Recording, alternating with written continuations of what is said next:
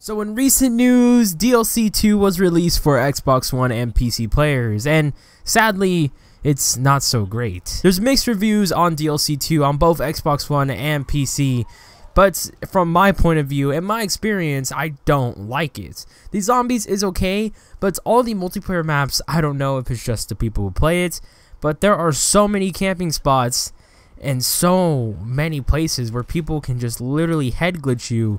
It's kind of impossible to kill people. But you know what? We're not here to rant about DLC 2 on Xbox One and PC. We're here to talk about the epic variant for the M1A1, and that's the Bite the Dust. So I'm going to be going down the look at this gun, the iron sight difference, as well as the cost and a lot of other attributes to tell you guys if this variant is worth it. So my name is Nick, and without further ado, let's get right into the video.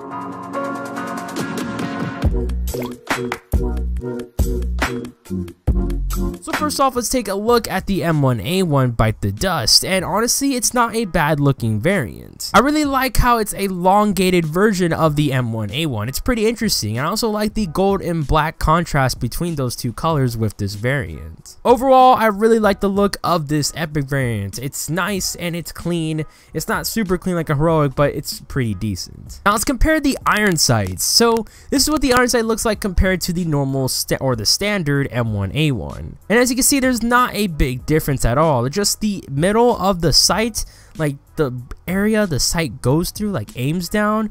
The M1A1 has like a curve, while the Bite the Dust doesn't. It's like, I don't know how to explain it, but you can see the difference when you look at them. It's not a big difference, but either way, I really don't like the M1A1's iron sight overall. Both the Bite the Dust and the standards aren't my personal favorites, and I really think they could do better, but I really don't like this type of iron sight overall, so that's just my opinion. But the only way to get this variant is through the Quartermaster collection, and here's its collection. So first off, you have its epic Golden Sun, which costs 8,900 army credits. Then you have its legendary Steady Shot, which costs 1,025. Then its rare What's Buzzin' that costs 475, and then the commons Pay Grade War on All Fronts, United We Stand, and Sharpshooter. Pay Grade costs 225, War on All Fronts and United We Stand both cost 175, and Sharpshooter costs 125. So in total, this variant costs 11,100 armory credits. Now with a variant that expensive, I know the one question you're thinking, is this variant worth it? So let's break down this variant through multiplayer and zombies so I can tell you guys the answer for that.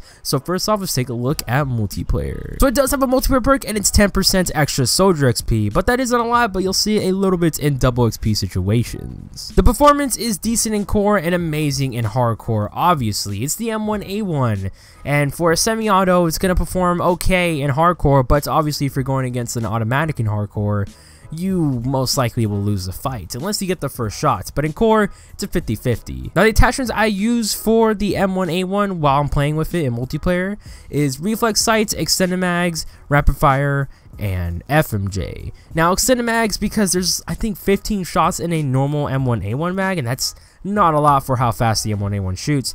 And rapid fire, just to increase the fire rate a little bit, it does help a lot in both core and hardcore. And then reflex sight, because I don't like the iron sight at all for the M1A1.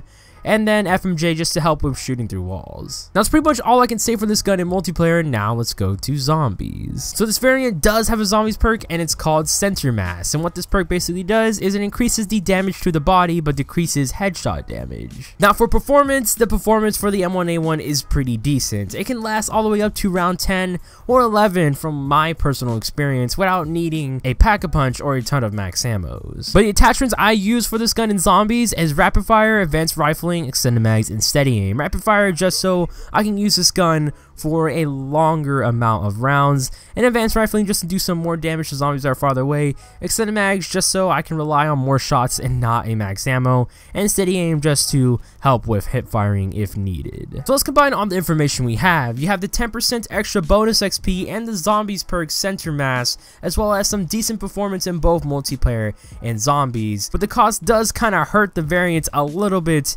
But you know what, the look is pretty nice. overall. So is this variant worth it? And my answer to that is yes, guys. This variant is totally worth it. And one, because the performance is decent in both multiplayer and zombies, which is pretty rare for a semi-auto. And then two, this variant has two perks, a multiplayer and zombies one, and the zombies one isn't that bad. Increased damage to the body, but decreased headshot damage, that helps out a lot. If you get anything that increases your damage overall, that helps with giving this gun the ability to survive in longer rounds, giving you the ability to use this gun for a longer amount of time without needing to spend money on pack-a-punching it or anything. And then three, the look is pretty good for an epic variant. It's totally different from the normal M1A1, but the cost does kind of hurt this variant a little bit, but with the stuff you get, it's totally worth the cost. So if you haven't yet, I highly recommend buying this variant in the Quartermaster collection because you won't be disappointed. But guys, that's basically pretty much it, and if I did help you guys out, drop a like, it helps me out a ton, and if you're new to the channel, subscribe for more music content uploading Monday, Wednesday, Friday, and Sunday,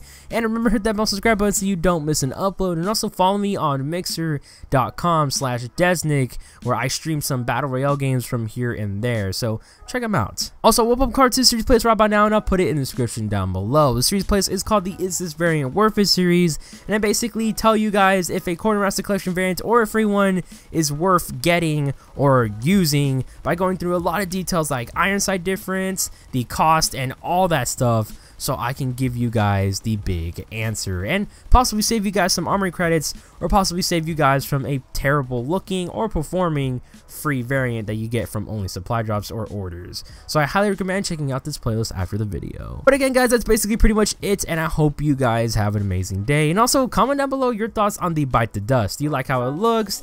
Do you not like how it's an epic variant only? Just any opinion, I would love to hear in the comments down below. But guys, I'll see you in my next video, and peace.